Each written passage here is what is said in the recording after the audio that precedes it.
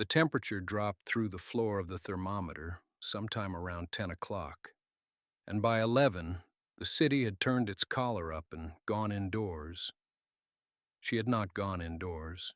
She had tried. The shelter on Clement ran a lottery system on the coldest nights. More bodies than beds, names drawn from a coffee can. And her name had not come out. The backup shelter 3 blocks east had a broken boiler and a line of people waiting in front of it anyway, all of them hoping the heat would come back on. All of them patient in the way that people become patient when patience is the only thing left to them. She had stood in that line for 40 minutes before a volunteer came out and shook her head once, and the line quietly scattered. 19 years old, 6 months on these streets. She knew by now how to read a night, which storefronts left a vestibule unlocked, which parking structures had a warm stairwell on the second level, which subway stations stayed staffed late enough that a girl sitting on a bench looked like a commuter rather than a problem. She had a hierarchy of options, and she ran through it fast, because the cold was the kind that gets into your joints and stays, and she had learned to take that seriously. The station she knew best was the one on the disused spur line. The orange tile, the platform that saw maybe 4 trains an hour on a good day. The token booth attendant who worked nights and minded his own business. She paid her fare like she always did, walked the platform like she had somewhere to be. At the far end, past the last bench and the last light fixture, the platform narrowed. Most people never walked that far. There was nothing down there. No exit, no machine, no reason. The overhead fluorescent was burned out, and the city apparently had not found the occasion to replace it. She had walked to the end before and stopped where the light ran out. Tonight she went further. The cold had sharpened something in her, the way cold does when the alternative to moving forward is standing still. She ran her hand along the tile wall and felt the edge of something. A door frame, a steel door, painted the same institutional color as the wall, no handle visible from a distance. A bar mechanism. She pressed it. It opened. The air that came out was different, stale and dry and old, underlaid with something metallic and faint, like the smell inside an old tool chest. She stood in the gap and listened. The station sounds were already behind her. The distant rumble of the city, the low electrical hum of the rails. Ahead there was nothing, a passage running away from the light. She had a lighter in her jacket pocket. She always had a lighter. She clicked it once. The flame threw 3 feet of orange light onto a concrete floor, undisturbed dust, and a passage going somewhere. Somewhere was better than nowhere. She stepped inside and let the door close behind her. The lighter burned her thumb after 40 seconds, and she let it go dark. Stood still. Listened. Nothing moved in the passage. Not rats, not water, not air. Just the pressed silence of a place that had been waiting a long time with nothing to wait for. She clicked the lighter again and walked. The passage ran maybe 30 feet before it ended at another door. This one was different. Heavier, set flush into the concrete wall, the steel gone the color of dried blood from decades of slow rust. No bar mechanism on this one. A lever handle, seized in place. She gripped it with both hands and pulled, and nothing happened. She let the flame go out, repositioned herself in the dark, braced her shoulder against the wall beside the door frame, and tried again with her whole body this time. The lever gave half an inch, then another. Something deep in the mechanism released a sound like a single note struck on a very low string. Not loud, just final, and the door swung inward. The air that came out stopped her. Not bad air, not dangerous air, just air that had been undisturbed for so long it had a texture to it, something dense and still and unbreathed. And for a moment she stood in the doorway, with her lighter held up, and understood she was the first person to stand in this place for a very long time. The room was approximately the size of a single-car garage. Concrete floor, concrete walls, a low concrete ceiling with a ventilation grate set near the far corner, and through it, the faintest thread of moving air, cold and fresh. Along one wall, a heavy wooden workbench, solid as the day it was built. Two iron brackets mounted to the opposite wall, spaced like they had once held something heavy. A collapsed shelving unit in the corner, metal, lying folded on itself like a thing that had simply given up. Rusted tools scattered across the bench, dust over everything, thick, undisturbed, pale gray like ash. Her lighter was getting hot again. She let it go out and stood in the total dark and breathed. Then she found the sink. She felt it before she saw it. Her hand trailing the wall beside the door and touching the cool ceramic edge of a utility basin mounted low, deep, old. Her thumb found the handle of a valve below the basin. She turned it without thinking, the way you try a door without expecting it to open. Water came out. Cold water. Clear water. It ran over her fingers and hit the basin and swirled toward a drain and kept running, and she could not move for a full 5 seconds. She just stood there with water running over her hands in the dark. In the city, in winter, in the 6 months she had been sleeping where she could find room, the hardest thing was not the cold. The hardest thing was water. Clean water. Reliable water.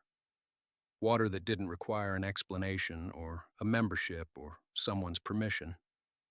She turned the valve off slowly. She stood very still. Something had just changed. She gave herself 3 minutes to stand there. That was all.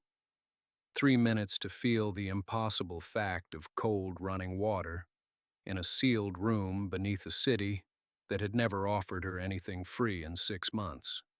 And then she had to stop feeling and start counting. She clicked the lighter back on and began at the far wall. 20 feet, roughly. She paced it heel to toe, lips moving. 12 feet across. The ceiling was low, maybe 7 feet at center, dropping to 6 near the walls where the old concrete curved. Not generous, not nothing. She went through everything she could find and named it in her head like she was making a list for someone, like she was being tested. The workbench, solid wood, scarred deep, bolted to the right wall. It wasn't going anywhere. It would hold weight. 2 iron brackets on the wall above it, set maybe 18 inches apart, spaced as though they'd once held a shelf or a bar. She pressed both with her palms. They didn't move. The shelving unit collapsed in the far left corner.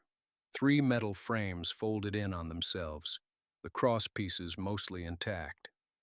Bent, not broken. She worked through the math without really deciding to. The brackets, the frames, what they could carry if straightened and reassembled. Her hands were already cold.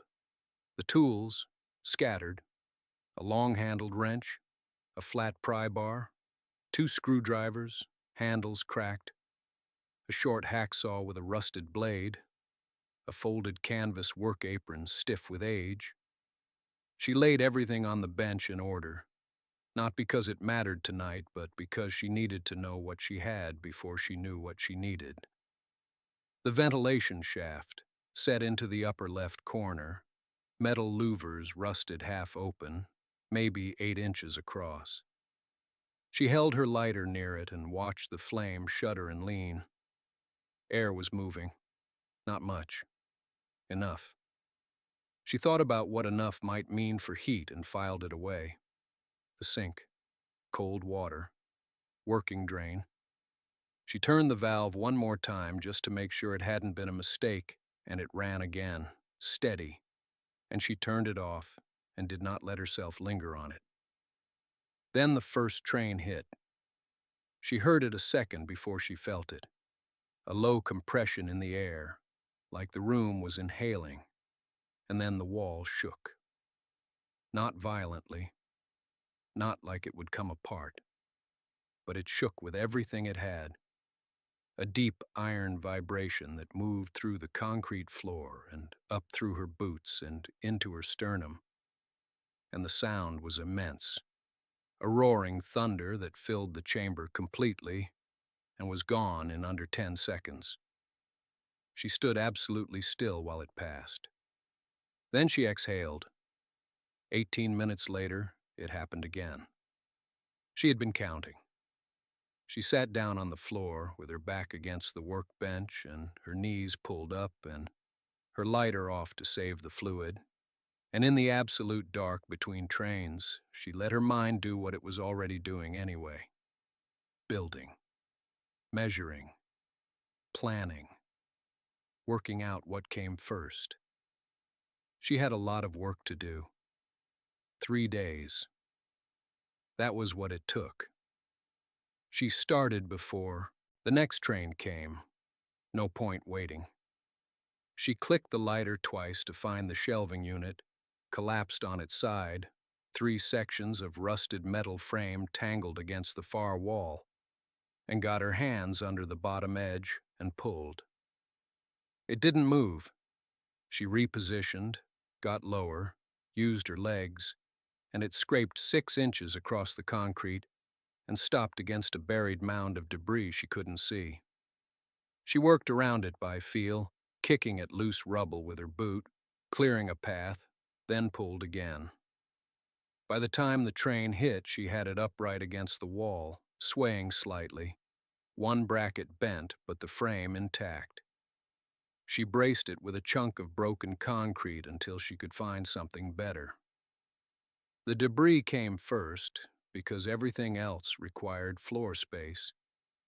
She had no bag large enough, so she used her jacket as a carrier, bundled rubble into it, hauled it down the side passage to the maintenance platform, dumped it into the utility trench at the platform's far end, where no one would notice an extra pile of broken concrete. 7 trips the first night, 12 the second. Her hands split at the knuckles from the cold and the weight, and she taped them with strips torn from a spare shirt and kept going. The grime was worse than the debris. Decades of dust had compacted into a thin gray crust on every surface. The workbench, the sink basin, the walls, the floor. She had a rag and cold water from the sink, and she scrubbed on her knees for hours, rinsing the rag, wringing it out, scrubbing again. The water ran black. She kept wringing until it ran gray, then ran clear. The workbench underneath was solid wood, old growth, dense and dark, barely marked beneath the filth. She ran her palm across it when she was done and felt the grain and let herself register that as a good thing before moving on. Every 18 to 22 minutes the train came and the world shook, and she held whatever she was holding and waited, and then went back to work. She was running on shelter food, crackers, canned beans eaten cold from the tin, water from the sink, and sleeping in 3-hour intervals on the concrete floor with her coat under her and her bag under her head. Sleep hit like a wall when it came and left like a tide going out, pulling her back to the same calculation. What comes next? What comes next? What comes next? By the 3rd morning, the chamber was clear. She stood in the center of it with the lighter held up and turned in a slow circle. Floor to wall to ceiling, 20 feet of cleared space, the shelving unit upright, the workbench clean, the sink gleaming dully in the small flame. Her arms ached from shoulder to wrist.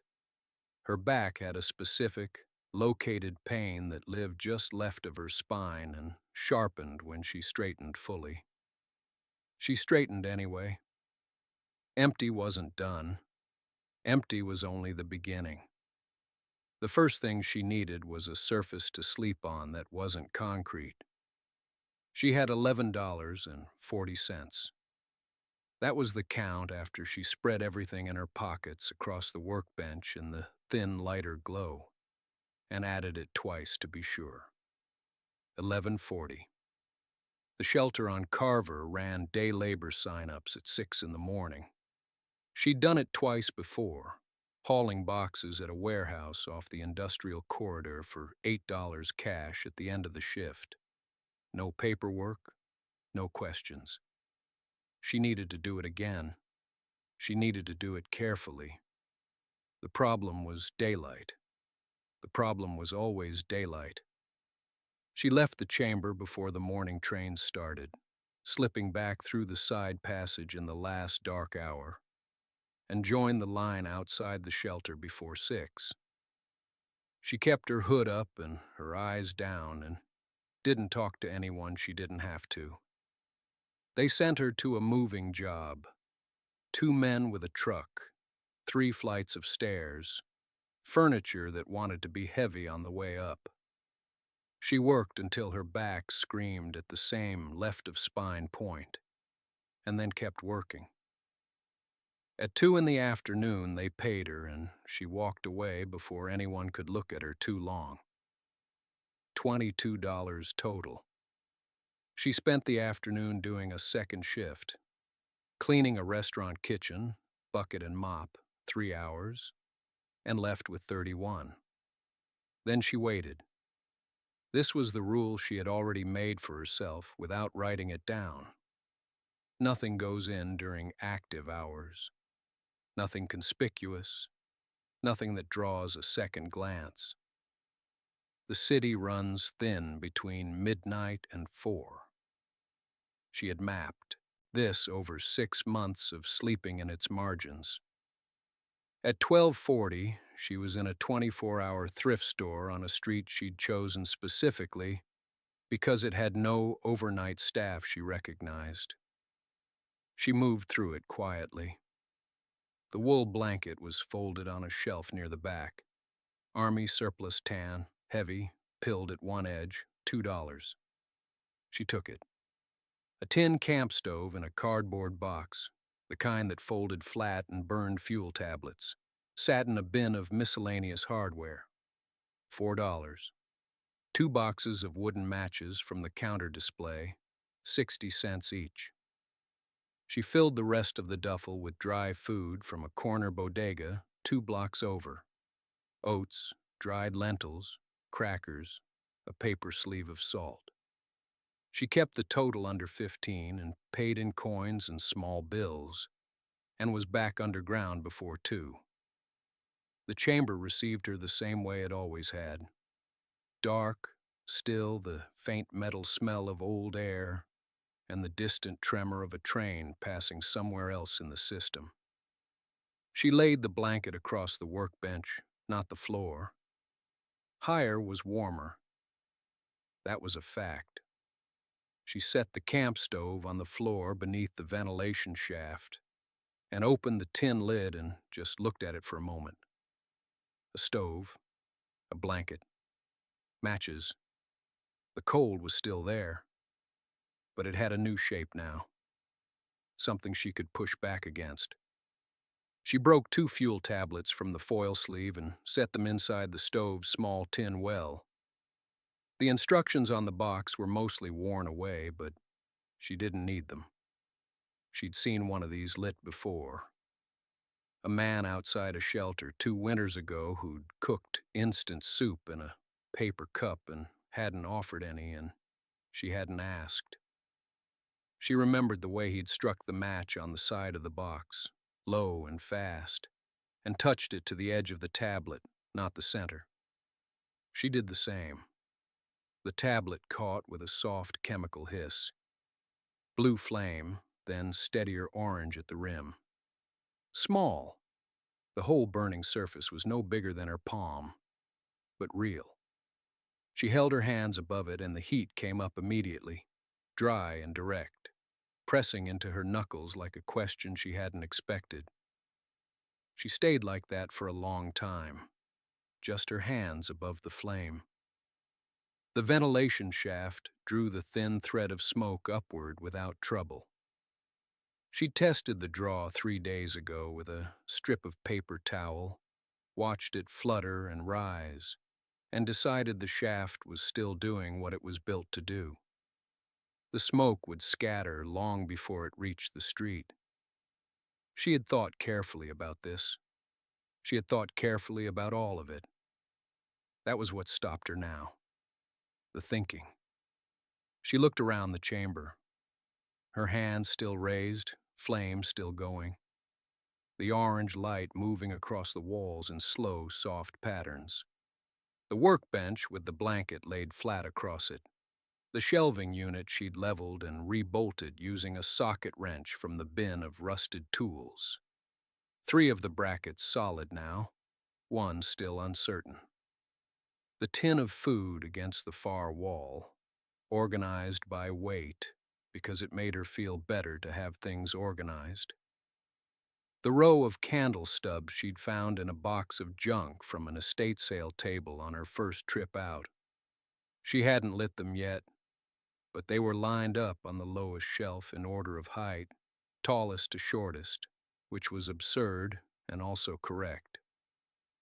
She had done all of this, not found it, done it. The weight of that came in sideways, the way hard things do. Not as a thought, but as a physical fact. A pressure in the chest, a sudden awareness of her own hands above the flame. She had been in this city for 6 months. She had slept in places where she kept her boots on and her bag underneath her and her back against the wall. Always. She had learned to read a corridor by the sound of it. She had learned which shelters wouldn't hold a bed past 4 in the morning, which ones would. And now there was a shelf, organized, and heat, and hers. The fragility of it moved through her like a second cold, different from the winter cold, sharper and more specific. This could be taken. She knew exactly how things that felt like safety could be taken. A train passed. Close. The wall shuddered once and went still. She lowered her hands and let the stove burn. She found it on a second pass. She had gone back through the maintenance corridor the next morning, early, before the line hit its first rush, when the trains were still sparse and the platform above sat empty. She went back because she had not gone carefully enough the first time. She had been cold the first time, and desperate, and her eyes had moved the way scared eyes move, looking for threats, not information. This time she moved differently, slower, methodical. The notice was posted on a section of painted cinder block between 2 pipe runs, tacked with 2 staples, the paper slightly warped from tunnel humidity. A standard municipal form, dense type, a header she recognized as Transit Authority letterhead. Infrastructure Review. Tunnel Section 7C through 7F. Scheduled inspection date. Her eyes went to that line and stayed there. 11 days. She did not take the paper. She read it twice more, fixing the numbers, then walked back to the chamber and sat on the edge of the cot and let the trains come and go for a while. 11 days. She got up and found the creased city map she had lifted from a library rack 3 weeks ago. The Transit Authority map. The one showing line routes, not a full infrastructure diagram, but enough. She spread it on the workbench and weighted the corners with a wrench and a tin can and looked at it in the lantern light. Section 7, C through 7F. She traced it with one finger. The lateral corridor where her door sat was not on this map. It was not on any public map, but she knew where it sat relative to the main tunnel. She had walked it. She had counted paces.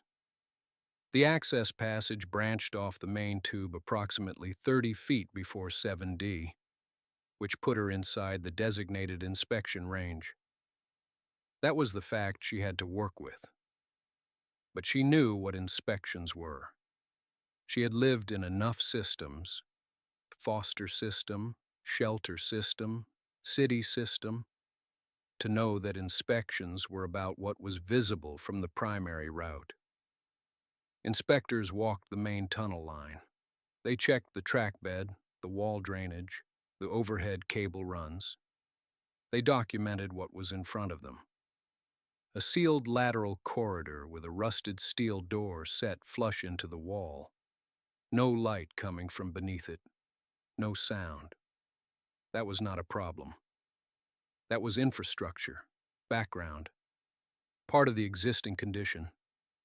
She mapped it out on the back of a scavenged envelope, drew the main tunnel as a straight line, marked where her passage branched, marked the door. Then she sat back and looked at it. If they walked the line, they would pass the junction. They would not stop at the door unless they had a reason to. She would give them no reason. She began making a list. Everything that could show. Light, sound, smell. She wrote slowly, the pencil worn close to the stub. 11 days was not a countdown to losing this. It was a deadline for making it right. She circled the number on the envelope and pinned it to the wall above the cot. 11 days. She treated each one like currency she could not afford to waste. The first thing she did was crawl back out to the junction point where the lateral passage met the main tunnel wall. She did it during the long gap between late service runs, moving by feel, and a single dimmed lantern held against her body to kill the glow. She stood at the junction and looked at the steel door the way an inspector would, tired, clipboard in hand, checking a box, not looking for trouble.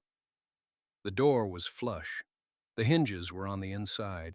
The frame had decades of grime pressed into every seam. There was nothing to suggest it opened.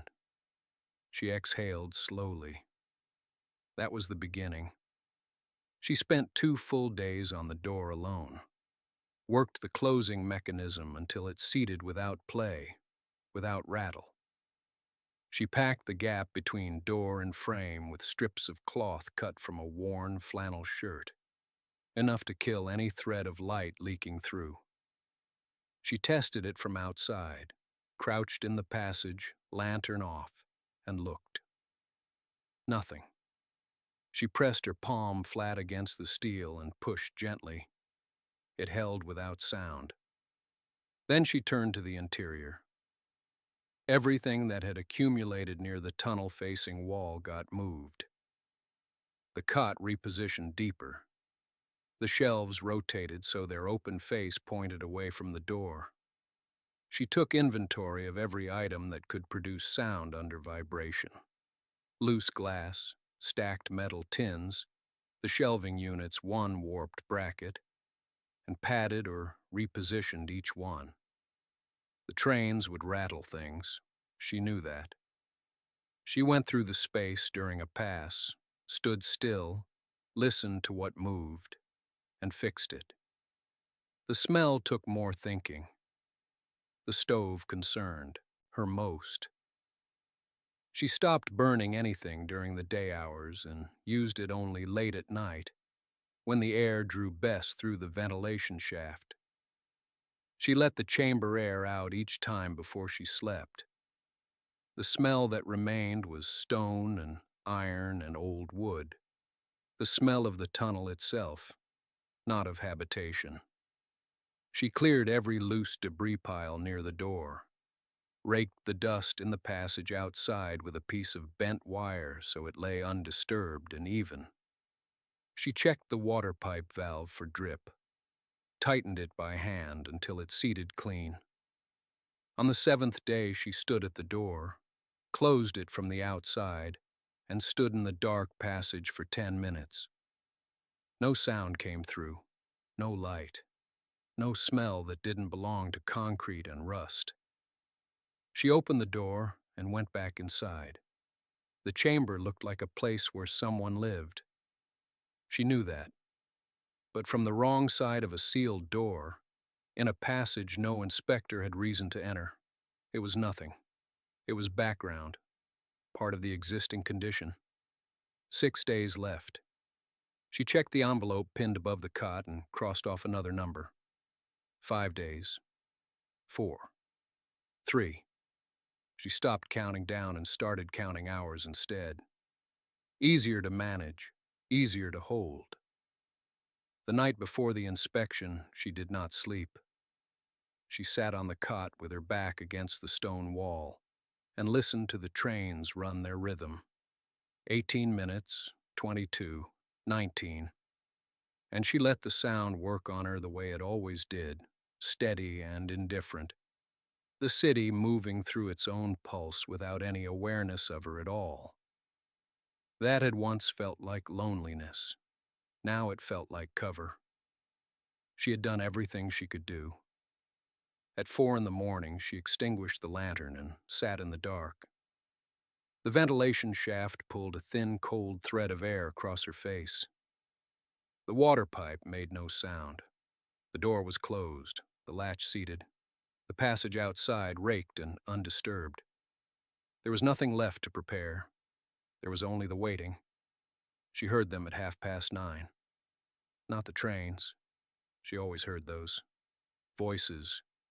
2 of them, maybe 3, carrying the flat bounce of men talking in a concrete corridor. The specific echo of people who were not trying to be quiet, because they had no reason to be. Clipboard sound. That particular shuffle and notation. A pen tapping something hard.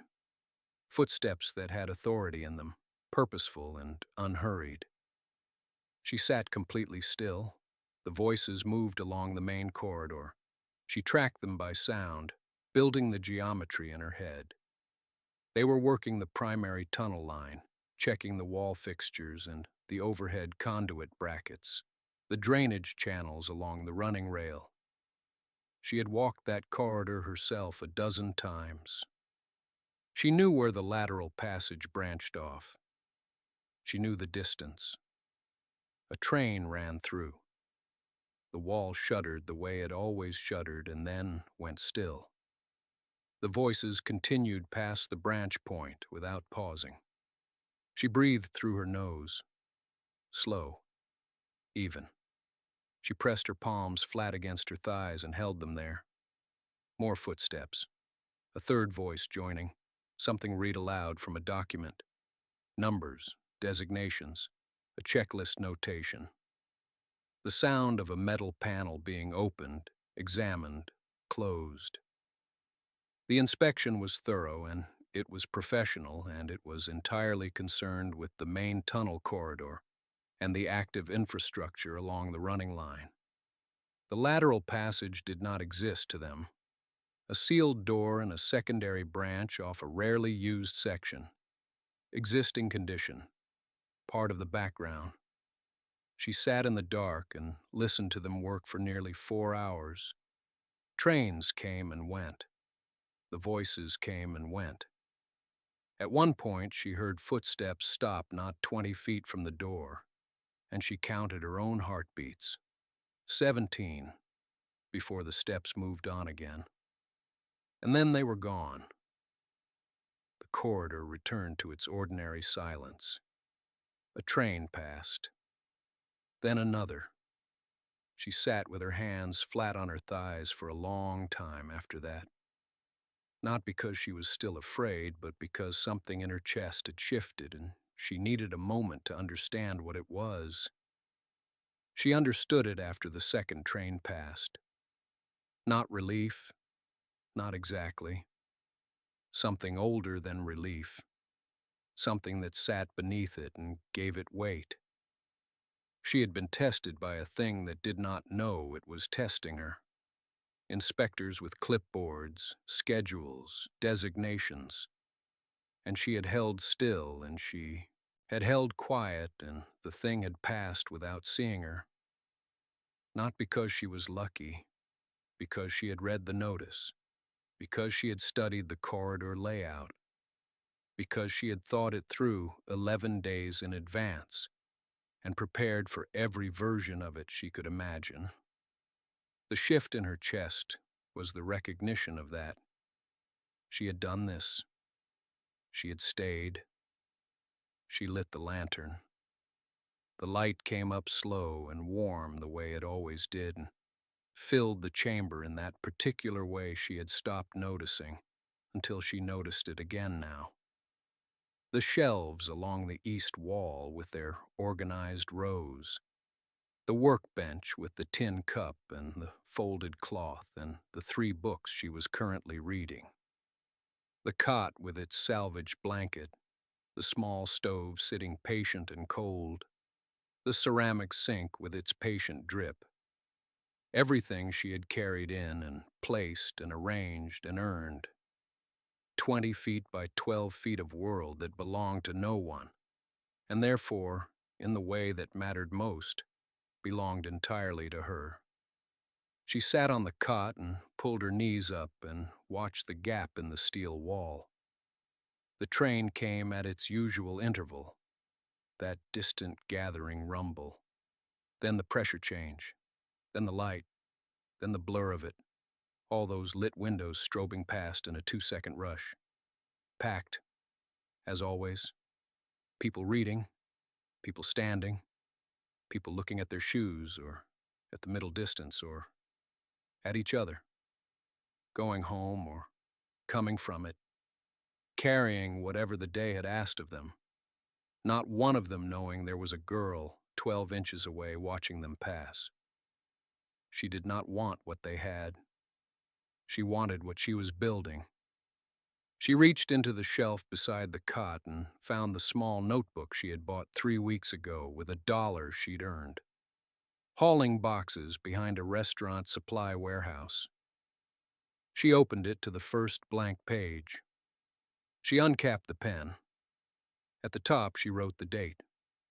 December 1996. Below it, she wrote 2 words. Learn something. Then she wrote beneath that, save something. Then she sat and thought carefully about what those 2 words actually meant, and she wrote 3 more lines. Specific, small, achievable. A skill she had seen work done. A dollar amount. A number of weeks. It was not a plan that anyone would look at and call impressive. It was a first page. The first page of something she had never once been allowed to have. A future that she had chosen herself, in a place that she had found and made livable with her own hands, in the cold and the dark and the rumble of trains carrying everyone else toward somewhere they already knew. She was not drifting again.